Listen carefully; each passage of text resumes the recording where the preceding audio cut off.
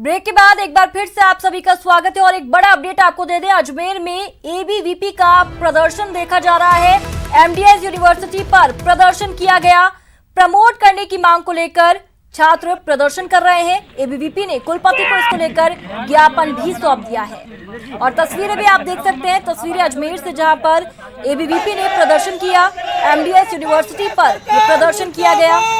दरअसल इन छात्रों की मांग है कि इन्हें प्रमोट कर दिया जाए, तो वहीं इसी को लेकर कुलपति को भी इन्होंने ज्ञापन सौंप दिया है।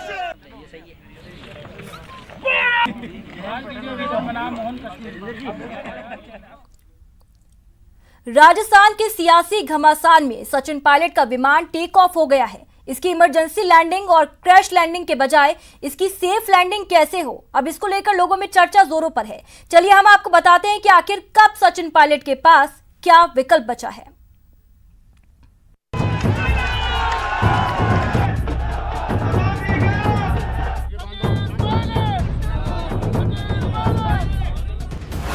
अब क्या करेंगे सचिन पायलट?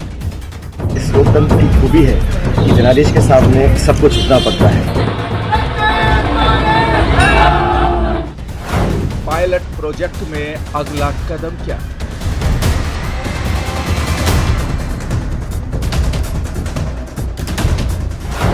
बीजेपी नहीं तो फिर आगे क्या?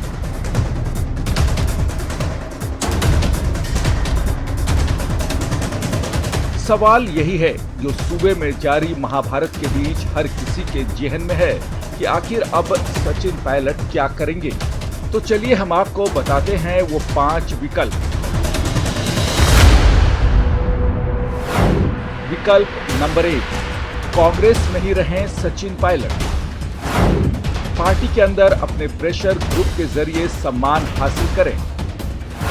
अपने हमउम्र साथियों के जरिए आला कमान पर दबाव बढ़ाएं। पहला विकल्प ये कि सचिन पायलट कांग्रेस के अंदर अपने प्रेशर ग्रुप यानी कि अपने हमउम्र नौजवान नेताओं के जरिए कांग्रेस में सम्मानजनक जगह के लिए बार्गेन करें। दरअसल कांग्रेस के अंदर जतिन प्रसाद, प्रिया दत्त, दीपेंद्र हुड्डा और मिलिंद देवड़ा जैसे कई युवा नेता हैं जो लगातार यही कोशिश कर रहे हैं कि सचिन पायलट को मान सम्मान मिले और वो कांग्रेस में ही बने रहें।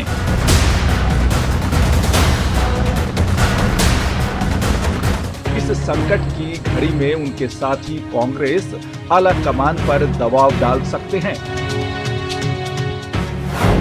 विकल्प नंबर 2, पार्टी में रहकर ही काम करते रहें। अपने समर्थन में 25 विधायकों को जुटाएं, सही समय का इंतजार करें और फिर अपने पत्ते खोलें। दूसरा विकल्प यह है कि सचिन पायलट कांग्रेस में रहकर के ही तब तक काम करते रहें जब तक उनके पास अशोक गहलोत की बगावत करने वाले विधायकों की संख्या 25 या 25 से पार न चली जाए। तब जाकर के ही सचिन पायलट अशोक गहलोत से अपने अपमान का बदला ले सकेंगे। लेकिन इसमें मुश्किल ये है कि विधानसभा अध्यक्ष ने पायलट खेमे के 19 विधायकों को पार्टी व्हिप के उल्लंघन में नोटिस जारी कर दिया है। यानी सचिन पायलट और उनके समर्थक विधायकों को सदस्यता और विधायक के पद से हाथ धोना पड़ सकता है। विकल्प नंबर 3, कांग्रेस से अलग संगठन या मोर्चा बनाएं। सचिन पायलट उस संगठन की अगुवाई करें। फिलहाल इसी ऑप्शन पर सबसे ज्यादा विचार किया जा रहा है। अब आगे ये भी हो सकता है कि सचिन पायलट और उनके साथ गए हुए बागी विधायक अपनी विधानसभा और पार्टी की सदस्यता की परवाह नहीं करें और कांग्रेस से अलग होकर कोई संगठन या मोर्चा बनाएं और सचिन पायलट उसकी अगुवाई करें और बाद में कांग्रेस को चुनौती पेश करें। क्यों नहीं सचिन पायलट अपने सम्मान की रक्षा के लिए अपना अलग रास्ता तय करें। राजस्थान में करीब 30 ऐसी सीटें हैं जहां पर सचिन पायलट अपना प्रभाव रखते हैं। खासकर गुजर बहुल सीटों पर तो पायलट अपने उम्मीदवार को जिता ही सकते हैं।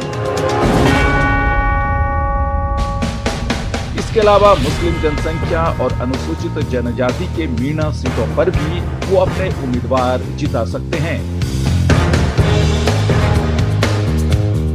इसके अलावा उनके पास दीपेंद्र सिंह जैसे राजपूत नेता हैं और विश्वेंद्र सिंह जैसे जाट नेता भी। जो संगठन को बड़ा करने में अपना सहयोग दे सकते हैं। लेकिन राजस्थान का इतिहास देखें तो यहाँ दो पार्टियों की सियासत ही नजर आती है। विकल्प नंबर 4, बीजेपी में जाएं सचिन पायलट। हालांकि पायलट इस विकल्प को नकार रहे हैं, लेकिन राजनीति में कभी भी कुछ भी संभव है। चौथा रास्ता बीजेपी का है, जिसे सचिन पायलट नकार रहे हैं, साफ साफ इनकार कर रहे हैं। लेकिन वो कहते हैं कि राजनीति में न कोई स्थायी शत्रु होता है और न ही स्थायी मित्र। ऐसा हो सकता है कि पायलट अपने साथ गए विधायकों को समझाएं कि बीजेपी में उनके मान सम्मान की रक्षा करेंगे और उनके साथ वो बीजेपी में चले जाएं। लेकिन इसमें संकट ये है कि बहुत सारे ऐसे लोग सचिन पायलट के साथ हैं जो बीजेपी में नहीं जाना चाहते। विकल्प नंबर 5, सरकार गिराने लायक विधायकों की संख्या इकट्ठा कर लें। विधायक पद से इस्तीफा देकर वो चुनाव लड़े। पांचवा और आखिरी संभावित ऑप्शन ये है कि सचिन पायलट किसी भी तरीके से सरकार को गिराने लायक विधायकों की संख्या इकट्ठा कर ले और अपने अपमान का बदला ले लें। फिर विधायक पद से इस्तीफा देकर वो दोबारा चुनाव लड़े। यानी अभी सचिन के पास कई विकल्प हैं, पर किस विकल्प को सचिन पायलट चुनते हैं, किस राह की ओर निकलते हैं, ये तो सिर्फ और सिर्फ सचिन को ही पता है। Bureau report, news 18 network. Barmer में ऑनलाइन पढ़ाई पूरी करने के लिए एक स्टूडेंट के स्ट्रगल की तस्वीर सामने आई है, जिसे देखकर आप भी कह उठेंगे, पढ़ाई के लिए जज्बा हो तो ऐसा। ऑनलाइन पढ़ाई का असहनीय दर्द, पढ़ाई के लिए रोज पहाड़ की चढ़ाई। कोरोना काल ने छात्र की मुश्किलें बढ़ाई। पहाड़ के ठीक ऊपर टेबल और कुर्सी लगाकर पढ़ाई कर रहे इस छात्र को ध्यान से देखिए। ये है बाड़मेर के दड़ूरा भील बस्ती के रहने वाले हरीश। नवोदय विद्यालय में पढ़ने वाले हरीश को रोजाना ऑनलाइन क्लास करनी जरूरी होती है, लेकिन बस्ती में नेटवर्क नहीं मिलता है और नेटवर्क की तलाश में ऑनलाइन पढ़ाई पूरी करने के लिए हरीश रोजाना पहाड़ की चढ़ाई करते हैं ताकि उनकी पढ़ाई पूरी हो सके।